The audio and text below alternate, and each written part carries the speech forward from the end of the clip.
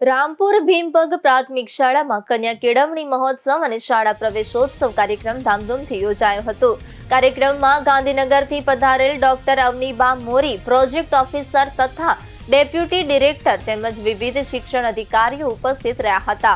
કાર્યક્રમની શરૂઆત દીપ પ્રાગટ્ય સાથે કરવામાં આવી હતી। ત્યારબાદ શાળાના બાળકો દ્વારા પ્રાર્થના અને ભજનની સુંદર રજૂઆત કરવામાં આવી હતી। આંગણવાડીના 3 તથા બાલવાટિકાના 14 નવા વિદ્યાર્થીઓને કંકુ તિલક કરી સ્કૂલ બેગ આપી અને મોઢું મીઠું કરાવી સન્માન કરાવી શાળામાં પ્રવેશ અપાયો હતો।